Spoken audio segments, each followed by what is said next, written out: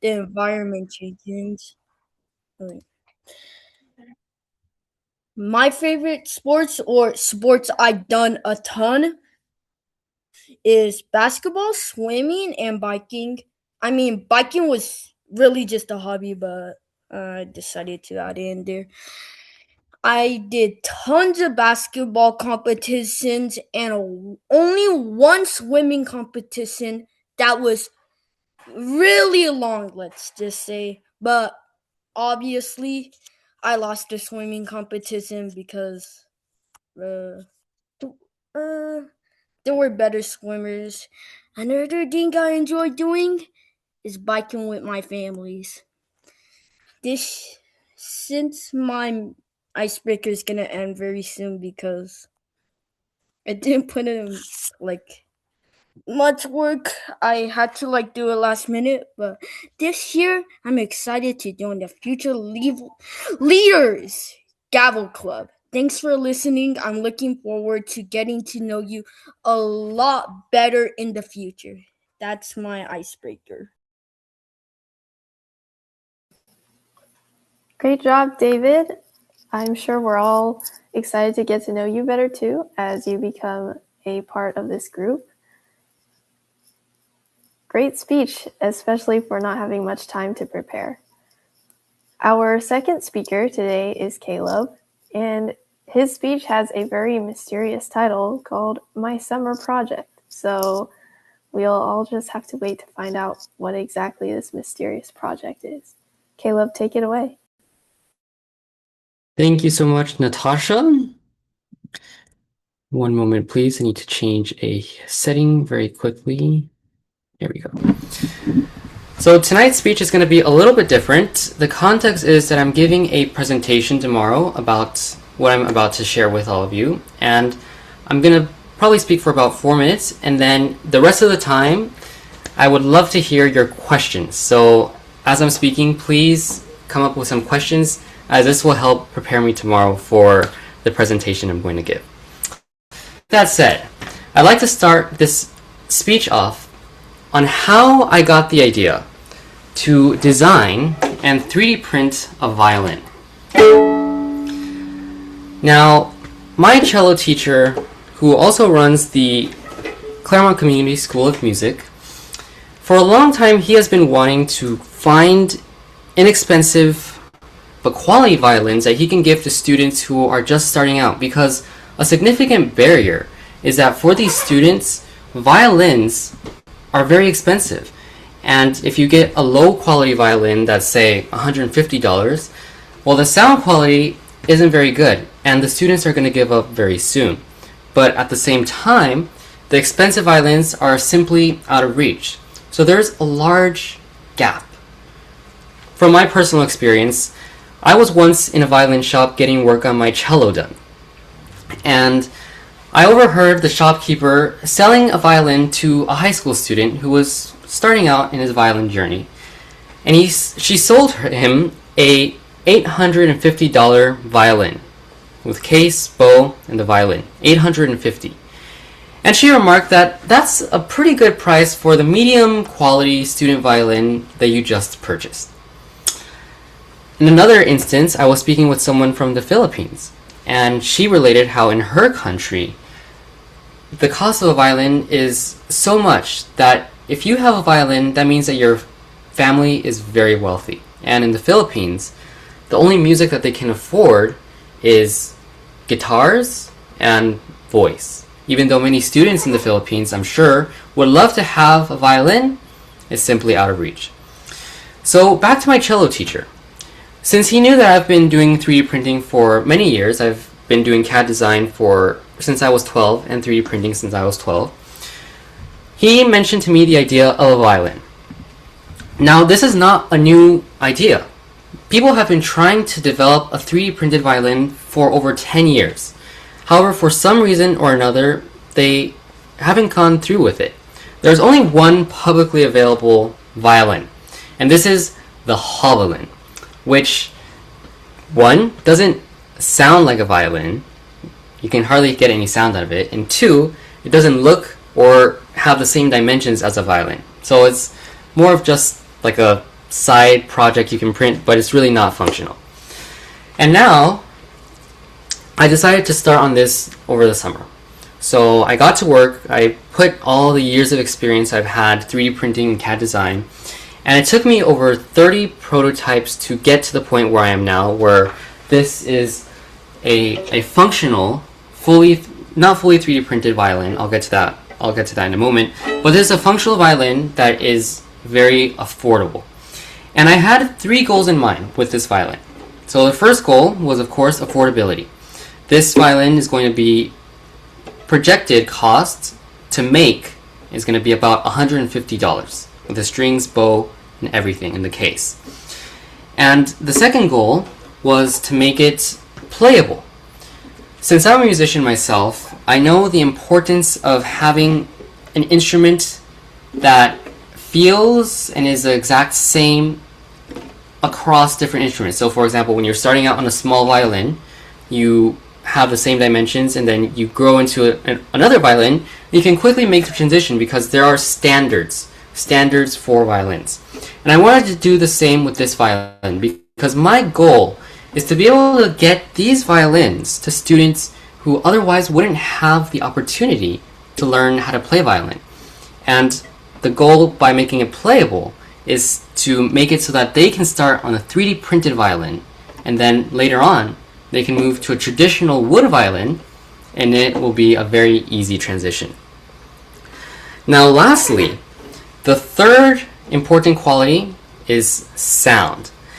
And surprisingly, a 3D printed violin, once you follow the archings and the dimensions, everything that is in a traditional violin, sounds very, very similar to a traditional violin.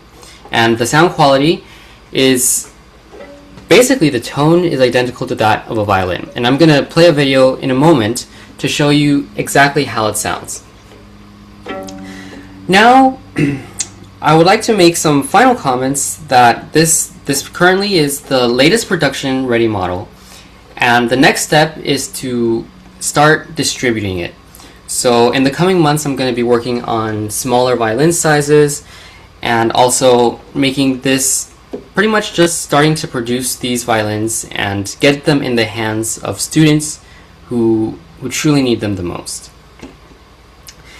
Now, I did mention earlier that there are some real parts to this violin.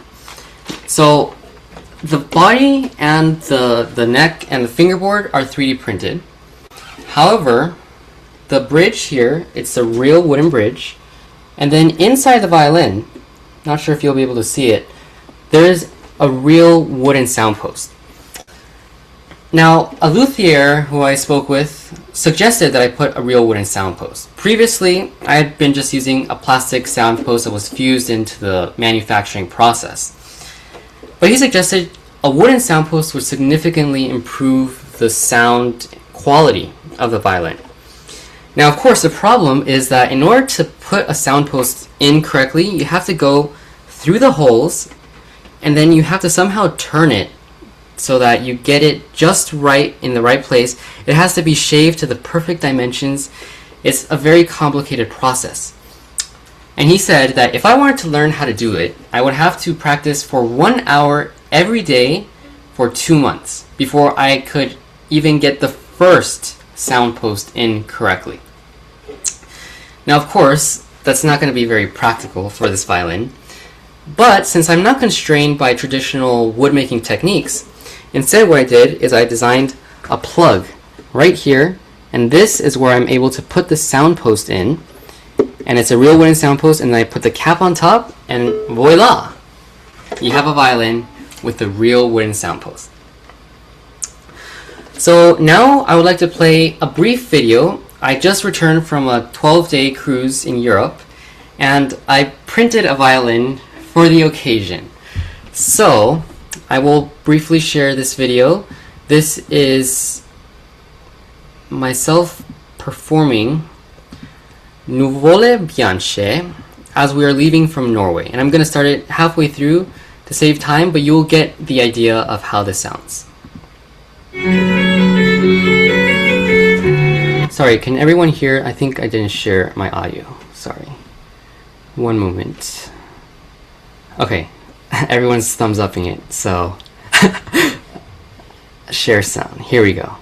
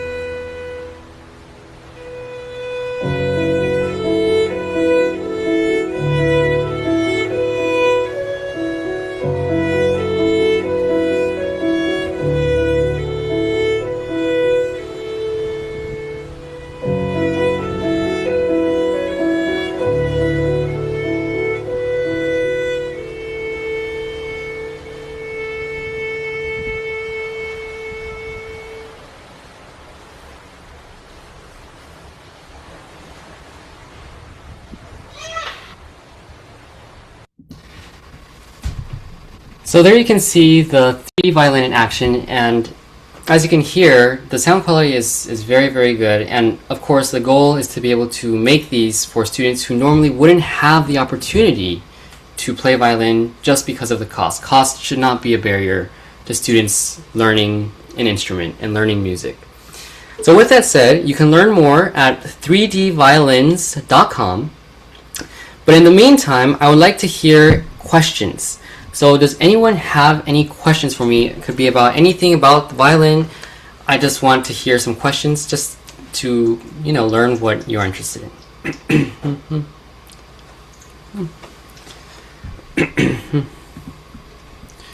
So the first question that we have, yes, the violin that I showed in the video was a 3D printed violin, just like this one, just that I had made it special for the cruise line. And I actually ended up giving it to the captain at the end of the cruise. So he has it now. But it is 3D printed. The only things that are not are your traditional parts or components for the violin. Any other questions? Yeah, I have a question. Sorry, can you hear me? I can hear you pretty well. Okay. What was the barrier that other people were facing with 3D printed violins? Because you mentioned it was something that was being tried for a long time, and then how did you overcome that? That's a very good question. I suppose I'll start at the very beginning of the history of 3D printed violins. And about 2016, there was a lady in Canada who, she's a violinist, she also runs a school of music, I believe. And she decided to start taking up this project of a 3D printed violin. So back then in 2016, 3D printing was relatively new. And she created a violin, which sounded very good. However, there were some barriers. So the first barrier was that back then, since 3D printing wasn't as accessible as it is now, she had to get it printed industrially. So she had to hire a 3D printing company. And she stated that the cost of a violin was $1,000. So $1,000 to print one violin, which is very expensive and it's not very cost effective. Now the second problem is one of physics. And this is the biggest problem all across the board that has been just a huge challenge. So a violin, when it's tensed, the strings up here are exerting about 50 pounds of pressure. To get to this pitch, it's 50 pounds of pressure. And over time, the neck starts to pull up. So I can't really show you very well right here. I'll show you right here. But the neck starts to pull this direction, and then the fingerboard goes down.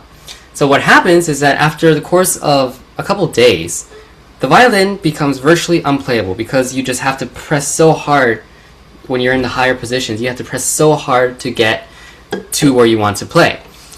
And this has been a problem. This is why, for example, you can go on YouTube and you can find hundreds of videos of people playing a 3D printed violin, but nothing ever comes out of it. And the reason is because of this neck tension problem. And the way I fixed it, it took me about a month to figure it out. And many people probably would have given up before then, but I was very, very invested in this project and I wanted to figure out.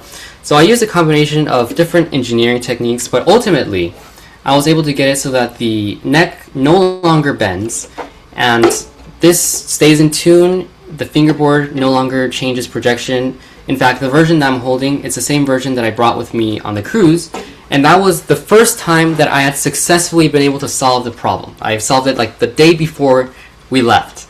So it's been very difficult.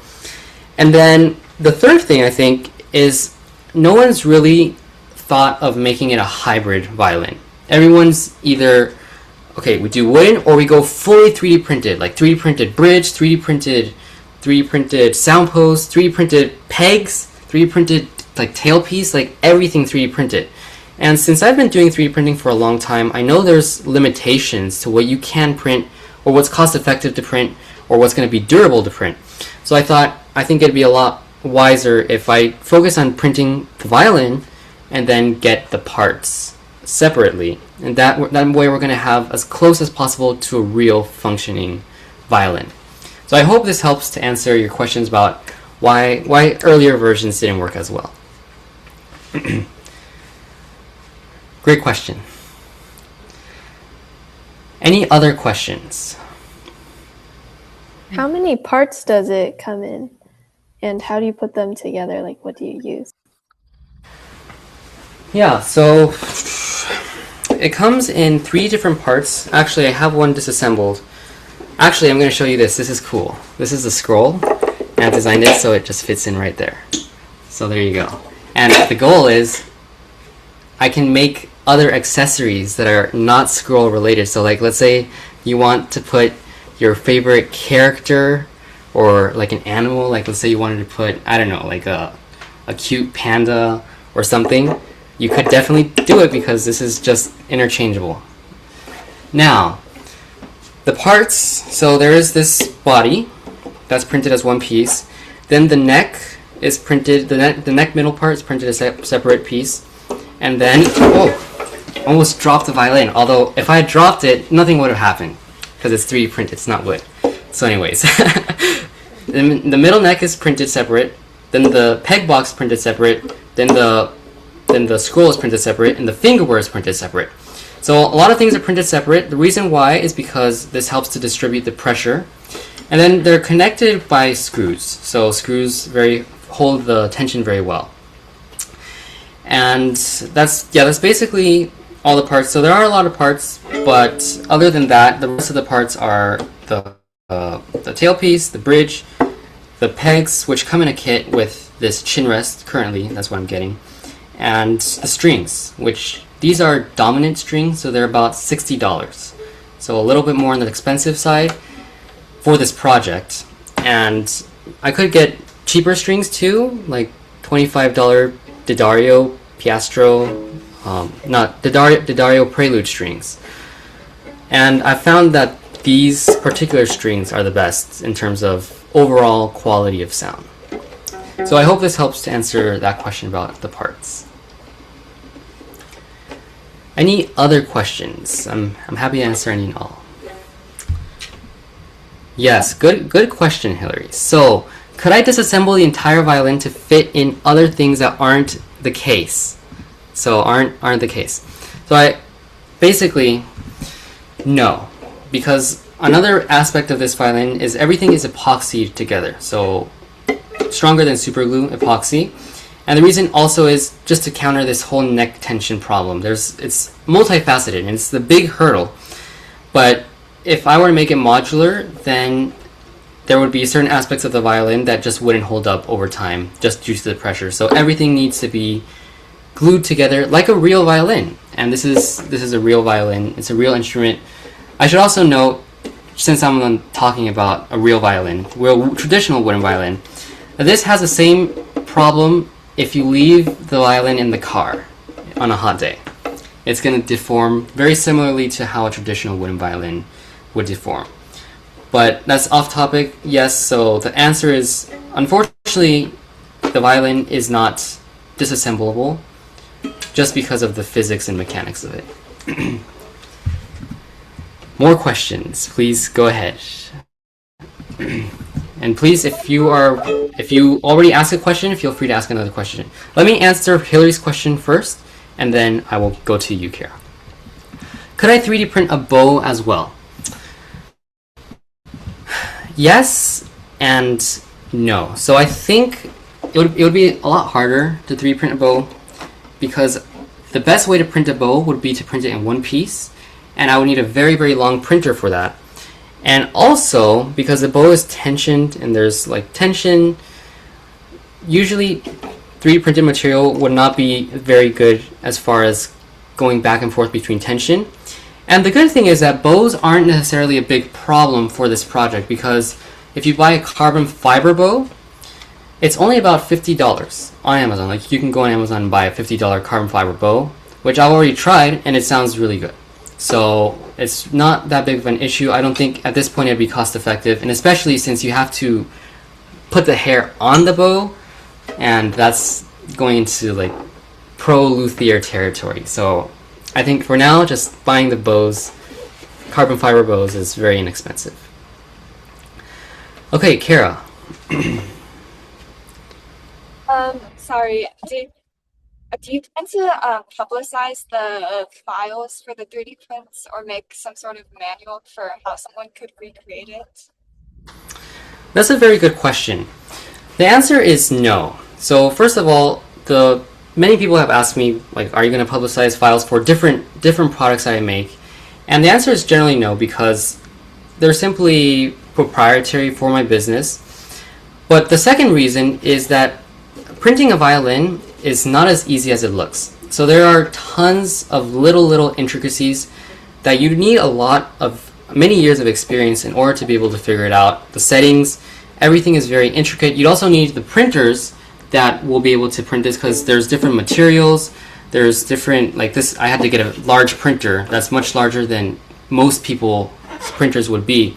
There's just a lot of different barriers, and I don't want the reputation of the violin to be affected by people who are trying to print it and they don't have experience, so it breaks or it doesn't sound good, and then they're like, well, this thing doesn't work.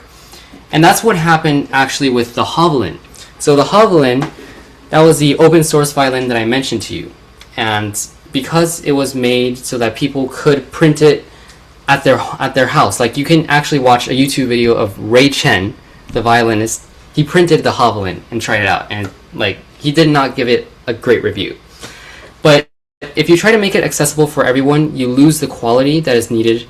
And then also, in order to be able to give these violins to other people, to students who really need them, you need to make money in order to give money. So it's just the whole philosophy of keeping it a closed system is going to make it more accessible. And the goal is to make it so affordable that no one's really going to care to print it themselves, because it's just going to be something that they can get at a very affordable price. All right, any other questions?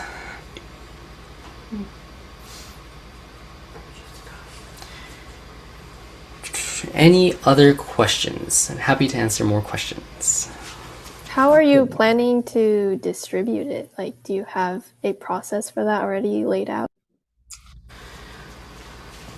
That's a very good question. Currently, I don't have a process laid out for that. I'm currently speaking with some organizations and music schools who would be interested in distributing it initially. So mainly, I think for now, I would be distributing it directly to schools and organizations. I'm not sure if I would have the violins ready for sale, like on my website, which might be possible, but I think for now, just focus on wholesale, giving it to these organizations. And I'm actually meeting with one of these organizations tomorrow, which is why this is good practice, and I really appreciate the question. So I think definitely giving it to schools first and maybe making it available publicly online. I also have some custom violins that I can make too. I have the ability to make, which you can also see on the website, like the NCL violin. And then after that, it's just a matter of seeing where the project goes and where the needs are most. But ultimately, I would be very interested in getting it to students in other countries who normally wouldn't be able to afford a violin. Okay, I know I went way over time. I'm sorry. Any last final questions for me before we can get on to the rest of the meeting? Is it waterproof? You know, I haven't. I've actually never thought of that. I would assume it's probably. I would say it's 100% waterproof, because the only thing I would worry about is if the bridge gets wet or the sound post gets wet and warping. But I think if you drop it in your pool, just take out the bridge and dry it immediately, and then you'd probably be okay. So, yeah, great question, Hillary. I'd never thought of that. But yeah, it should be waterproof. And then it should also be humidity proof, so you shouldn't have to worry about humidity. But temperature does affect it, just like a regular violin. So there are a lot of things in common with the regular violin. Like over in Europe, it got cold and it went out of tune, just like a regular violin. So yeah, great question, Hillary. Okay, any more questions?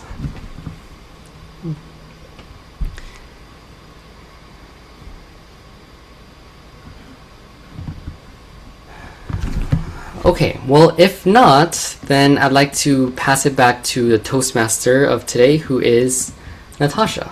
Thank you so much all for your questions and for listening to the presentation. You really helped me a lot, a lot. So thank you very much for all your questions.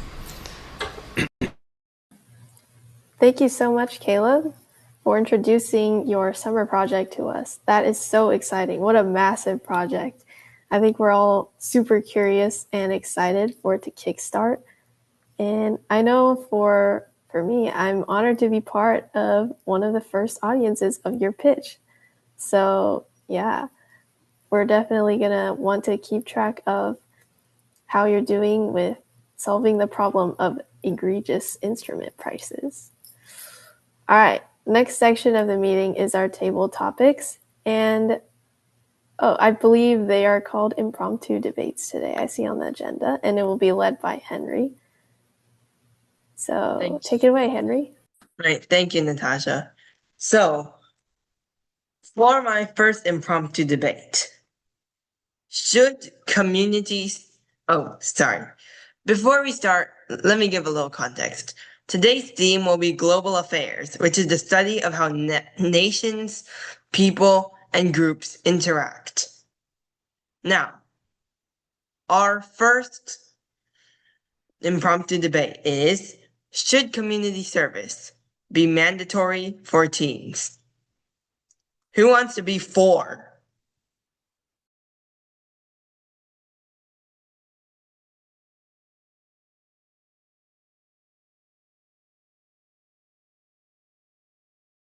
I can take that.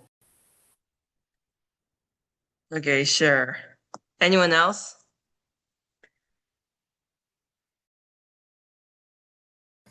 Henry, could you explain a little more, about how you're planning to run it? So will it be multiple people on the same side and things like that?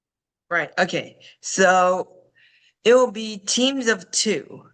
Two people for the statement and two people against. Each side will get 2 minutes to state their point and a 1 minute rebuttal.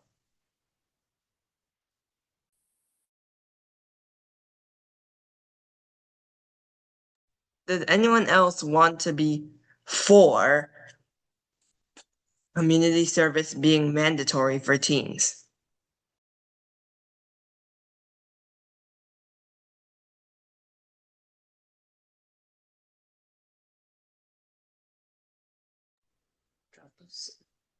All right.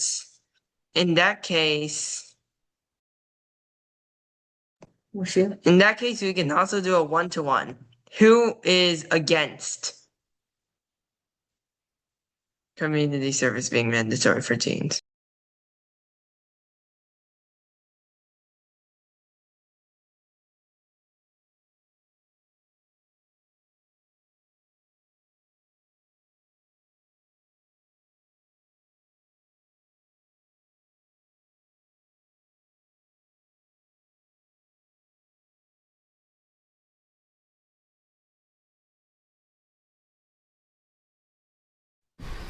I can volunteer if no one else wants to. All right, thanks. Okay, great.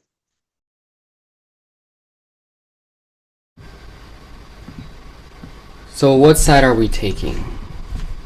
So Natasha will be arguing in favor of community service being mandatory for teens. And you will be arguing about that against community service being mandatory for teens. So you're arguing why community service is not necessary. Or at least should not be assigned. I guess I'll let Natasha start first. Sure. Should community service be mandatory for teens? That's an important question in a world where community service has such a huge impact on the world. We see so much done by charities and nonprofits. It's clear that community service can have a huge effect on communities all over the world. For this reason, I would argue that it would be good to make community service mandatory for teens. We make so many other things mandatory for teens in schools, and as part of their education, the public school education system has a lot of regulations on what you must do and what you are recommended to do. I would argue that making community service part of those regulations would help improve every teenager's life in their education and as they get older and then eventually join the workforce. And that goes into my next point, which is that adults have to contribute to society. So community service would be a great way to acclimate teenagers to eventually be part of that. Community service is like a training ground for the workforce. You might not be getting paid for it, but you are getting the rewarding feeling of being able to contribute to society. And it also gives teenagers a sense of purpose, because when you are doing community service, you know you are doing something that has an effect on other people, and you are doing something that gives yourself a purpose. So that's why I would argue that community service should be mandatory for teens as part of their growing up. Okay, thank you for that great response. And now I will hand it over for Caleb to state his points. 2 minutes. I would argue that making community service mandatory is not the best solution. I am of the firm belief of quality over quantity. This is how many high school students look at community service. If I want to get into this school, I'm going to have to get 200 hours of volunteer service. Ugh. Well, let's just start looking for opportunities. So they go look for some kind of meaningful volunteer service. Maybe they join the Key Club, or every Saturday they help to, I don't know, fix a fence. Now, is the service being provided by these students that genuine, or are there clear ulterior motives to such service? And I would say the latter. I think most high schoolers would care more about getting into that that college more than helping fix that fence. And now I'm not saying that high schoolers shouldn't do community service. Instead, I'm explaining that it shouldn't be required because this would make more quality service available and less low quality service. For example, if there wasn't a requirement, you would have to voluntarily choose to serve. And that will make your commitment to serving others greater, and your quality of service is going to be greater. You're now not going to care so much about how many hours am I going to get through this volunteer opportunity. How am I going to be serving others? Because the key is serving. And Natasha said that, yes, it's going to help them be successful in the workforce. But one of the keys to be successful in the workforce is to learn how to serve selflessly. And if you are forced to learn that skill, well, then you might not learn it as well. But if you yourself make that decision to learn how to start serving, and you do it on your own means, not to get credit, not to get hours, not to get into some college, then you're going to be on the path to great success. Thank you, and back to you, Henry. Thank you for that great response. I will now hand it over to Natalie for her 1-minute rebuttal. Okay. Let me think, okay? All right. So Caleb brought up the example of a teenager who is not motivated to do community service because they only want to do it for the requirement. While this is a very common scenario, I will concede that. I think the solution might be to push this community service mandate. Many people need a push to get started in something. I know I do. I know I'm not the most proactive person all the time, especially when it comes to leaving my comfort zone. Even if it's something that is really good and beneficial for everyone and will even open up more doors for myself. Sometimes I just need a push to put one foot out of the door. So I think for most teenagers out there, having this mandate will in fact help them to find that spark and that motivation that otherwise they would not get if they just stayed inside their shell. Because there's no guarantee that one day somebody is going to realize, I do want to serve. They may just stay stuck if they never try it. Lots of people, unfortunately, are guilty of knocking it before trying it. So this is why it would be good to have that requirement to at least try community service while you're a teenager. Open up that door and get a taste for what it feels like to contribute in that way. And thank you. Thank you for that great response. I guess I'll send it over to Caleb one more time for a rebuttal. All right, take it away. The stage is yours. I will agree with some points that Natasha mentioned, but others I will reject. And that is, yes, well, you're making this stipulation of low quality volunteer service so that these students who are really not motivated are going to somehow get out of their shell. Well, that's great and all, but I think it's more important if instead of making it a requirement, you make it an opportunity, an option. Because when something is a requirement, you see it in a completely different light. And those who are more proactive and want to serve, and who probably should deserve to get into those top schools anyways, are going to be putting in a lot of effort, genuine effort to serve.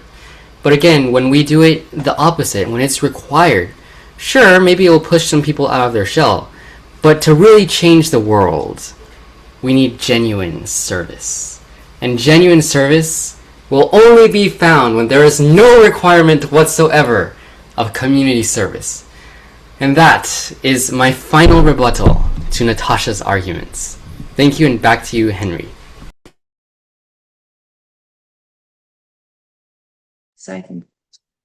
Okay, both of you had some very good points about genuine service and whether a mandate would help encourage people. Now, I guess I will hand this over to the general evaluator, who is me. So, as the general evaluator, I will be leading the evaluation section of this meeting. So, for our first evaluation, I'll hand it to Natasha, our speech one evaluator. Thank you, Henry. So, David, your speech feels like a long time ago because we're so far into the meeting. But great job with your first icebreaker. It was a great speech, and it really taught us a little bit about you that we could get to know. So here are some tips that I have for you. You started, I think, with something like, my favorite color is blue. And while that is something that gives us information about you, I think you could give us a little more information to go off of, because that's not your whole personality. It's not all you like blue. So give us something that is a little bit more of a hook that we can understand what the rest of your speech is going to be about. I know you didn't have a lot of prep time, so like I said, great job for the first speech. In terms of preparation, I have some tips for you as well.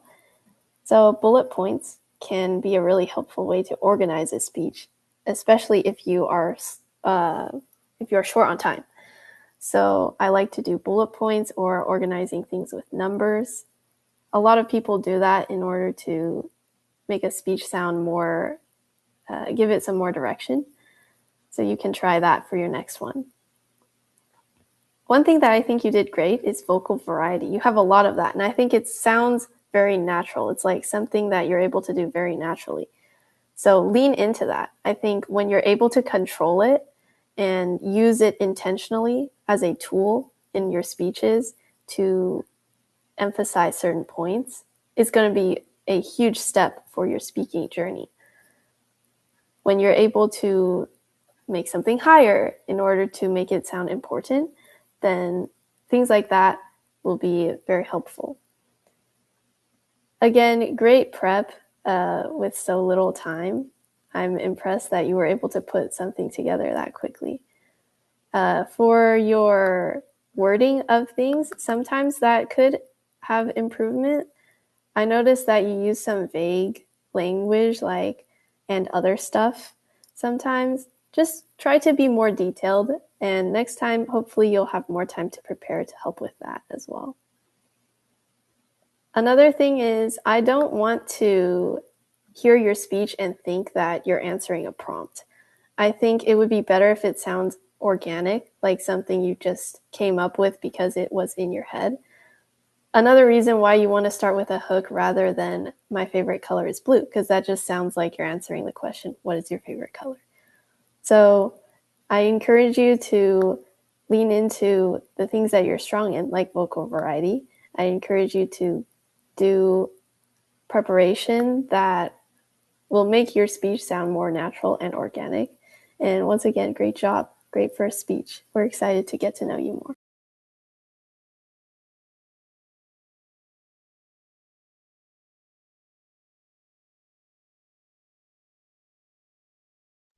All right, after that, we have the speech two evaluator, who I believe is, me.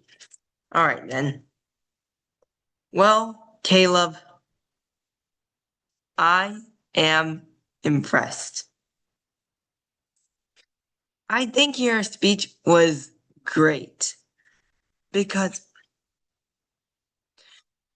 it was extremely detailed and touched on the problem that millions of people face.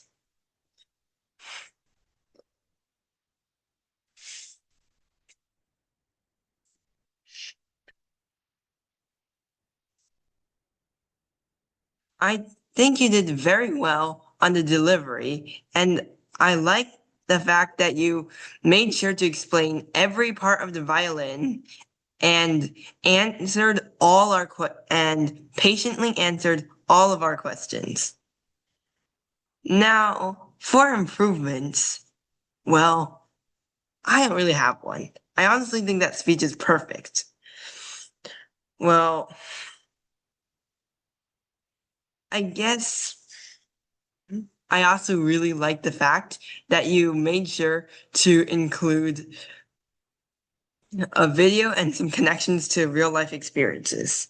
But anyway, thank you for the speech, and I guess I will be calling on Abby, the counter.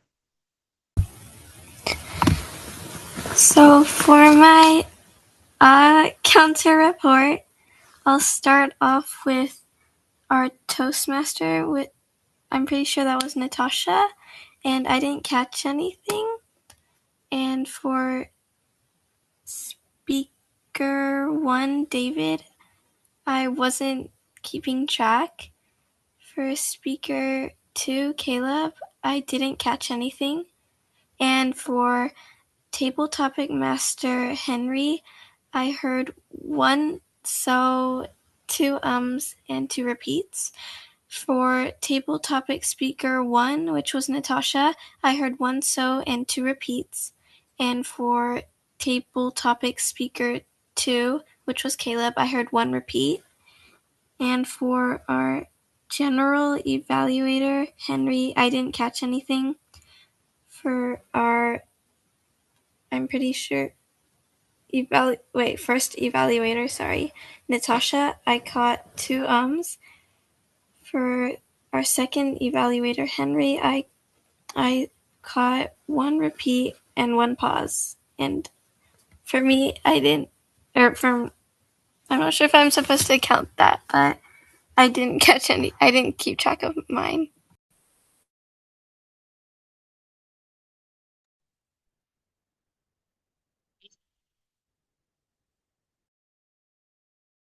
So, next part of the evaluation meeting will be the grammarian's report.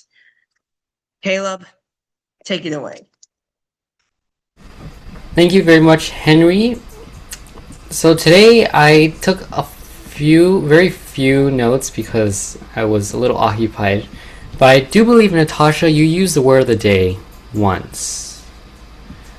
Was there anyone else who used the word of the day that I do not? Okay, I think that was it.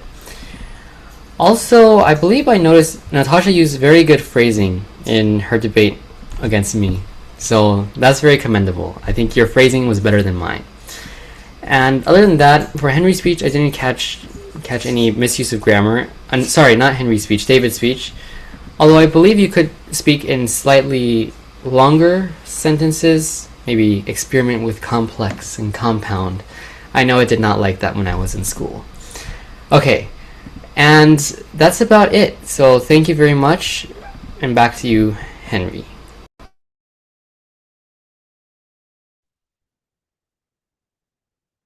Okay, and next will be the timer's report, which is Jack. Wait. Except Jack isn't here, so that means it'll have to be me. So, for speech 1, David, you got 2 minutes and 3 seconds. Pretty good for your first speech. Now on speech 2, Caleb, you got 10 minutes and 17 seconds. Very long, very detailed speech. Awesome. Now for the first debate, Natasha, she got 1 minute and 37 seconds, well within the time limit. However, I can tell that y'all were enjoying the debate because the next one, Caleb, debate part 2, Caleb got 2 minutes and 23 seconds. Now Natasha's rebuttal was 1 minute 35 seconds, while Caleb's rebuttal was 1 minute and 12 seconds. For speech evaluator 1, Natasha, she got 2 minutes and 59 seconds. For Speech Evaluator 2, I didn't really time myself, but I think it's around 2 minutes. For the odd counter, it's 1 minute 28. And for Grammarian Caleb, it's 55 seconds.